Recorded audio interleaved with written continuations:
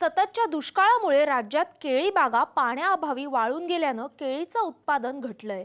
मात्र यवतमाळ जिल्ह्यातल्या सुरेश गावंडेंनी योग्य नियोजन केल्यानं त्यांना 2.25 एकर केळीपासून 9 लाख रुपयांचं उत्पन्न मिळणार आहे। तर 2 लाखांचा खर्च वगळता त्यांना 7 लाख रुपयांचा निव्वळ नफाही मिळणार आहे।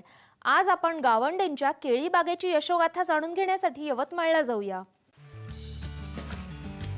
महागाव तालुक्यातल्या उटी इथे सुरेश गावंडेंकडे 38 एकर शेती आहे। पाण्याची सोय असल्यानं सोयाबीन, कापूस, रब्बीत हरभरा आणि उन्हाळी भुईमूग अशा पिकांचं ते नियोजन करतात। यंदा मात्र त्यांनी यामध्ये टिश्यू कल्चर केळी लागवडीची भर टाकली आहे। 38 एकर शेती आम्ही तिघ भाऊ एकत्रित कुटुंब आहे, शेती करतो आणि पारंपरिक पीक मी दरवर्षी घेत होतो, कापूस सोयाबीन। ह्याच्यात काय तेवढा काय पैसा उरत नव्हता आणि त्याच्यानंतर मी लक्ष्मीबाई पारवेकर आणि चिलमिलवार यांच्या शेतावर जाऊन केळीची बाग पाहिली। गेली वर्षी त्याच्या प्रेरणेनुसार केळीची बाग लावायची आमची इच्छा झाली। गेली वर्षी भाव कमी होते, पण यावर्षी 50% बाग पाण्यामुळे वाळल्यामुळे आमच्याकडे पाणी होतं, त्याचं नियोजन व्यवस्थापन चांगलं केलं आणि सरासरी 24 किलोची रास आम्हाला पडली आणि सतत दुसऱ्या बागा पाणी नसल्यामुळं गेल्यामुळं यावर्षी सरासरी 12 ते 14 रुपये रेटच्या हिशोबाने आम्ही केळीची काढणी चालू आहे। गावंडे बंधू शेतीचं एकत्रित नियोजन करतात, त्याचा चांगला फायदा या कुटुंबाला होतो। गेल्या वर्षी त्यांनी 2.25 एकरांवर केळी लागवडीचं नियोजन केलं। यासाठी 5 फूट बाय 6 फुटांचं अंतर ठेवलंय। यासाठी टिश्यू कल्चर वाणाच्या केळीची निवड केली आहे।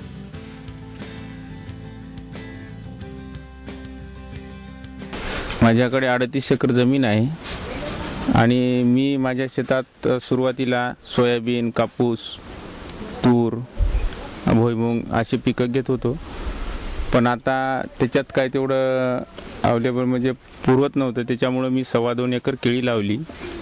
केळी लावल्यानंतर मी सुरुवातीला 4 ते 5 रुपये असा भाव होता, पण सध्या आता भाव चांगला आल्यामुळं 14 रुपये किलो प्रमाण भाव चालू आहे। त्याच्यामुळे मला चांगली केळीचं उत्पन्न भेटत आहे। 4 महिन्यांपूर्वी केळीचे दर 4 रुपये किलो होते, मात्र सध्या केळीची मागणी वाढली असून दर 14 रुपयांनी मिळतायत। गावंडेंनी 28 टन केळीची नांदेड इथल्या व्यापाऱ्याला शेतातच विक्री केली आहे। एकूण 50 टन केळी उत्पादनाची अपेक्षा त्यांना आहे। यातून 9 लाखांची उलाढालही अपेक्षित आहे।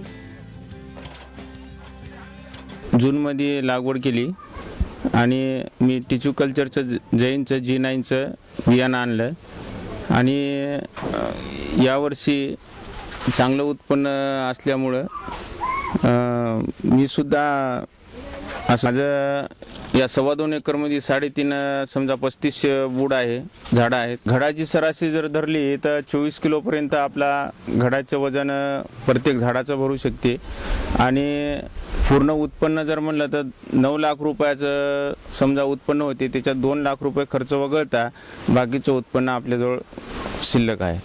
विदर्भातल्या शेतकऱ्यांनी कोरडवाहू पिकांबरोबर केळीसारख्या बागायती पिकांबाबतही विचार करावा असं गावंडेंना वाटतंय।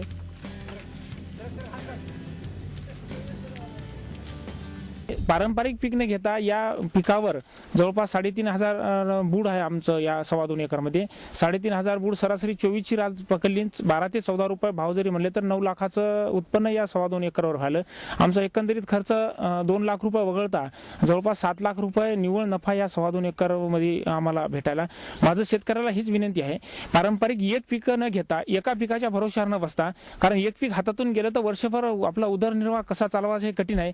त्याच्यामुळे माझं सर्व शेतकरी बंधूंना विनंती आहे की तुम्ही एक पिकाच्या भरोश्यावर न घेता जेवढे पिकं तुम्हाला घेता येतील, केळी असो, ऊस असो, हळद असो, भुईमूग असो, टरबूज असो, खरबूज असो, यावर्षी जवळपास मी 11 पिकं या शेतात मी घेतली। त्याच्यात टरबूज, खरबूज, पपई, केळी, ऊस, हळद, भुईमूग, कापूस, तूर, सोयाबीन असे सगळे पिकं घेतली। 2-4 पिकात मला नाही उरलं, पण ऊस, केळी, टरबूज आणि पपई याच्यात मला बराचसा काही पैसा उरला। सुरेश गावंडे आपल्याकडील असलेल्या शेतात वेगवेगळे 11 पीक घेतात, त्यामुळे त्यांना 4 ते 5 पिकांना भाव मिळाला नाही तर इतर पिकांना भाव मात्र नक्की मिळतो। यामुळे वर्षभराचं अर्थकारण टिकवणं सोपं जात असल्याचा त्यांचा अनुभव आहे। पूर्ण भुईशंग वगैरे हे कापूस वगळता जर अशा जर पिकाचं सगळ्यांना सर्व शेतकरी बंधूंना जर नियोजन केलं तर थोडं थोडं जर सगळ्या या गोष्टीचं केळीचं असो या असो जर नियोजन केलं तर चांगलं उत्पन्न सर्वांना भेटायची अशी अपेक्षा आहे. सर्वांनी करावं ते. यवतमाळ जिल्ह्यात नापिकीमुळे शेतकरी आत्महत्या वाढत आहेत. मात्र सुरेश गावंडे यांनी पारंपरिक शेतीला फाटा देत पीक बदल करून 7 लाख रुपये नफा मिळवलाय. यांच्याप्रमाणे इतर शेतकरी केळींकडे वळाल्यास शाश्वत उत्पन्न वाढण्यास मदत होईल यात मात्र शंका नाही. गजानन भोयरसह ब्युरो रिपोर्ट, साम टीव्ही, यवतमाळ.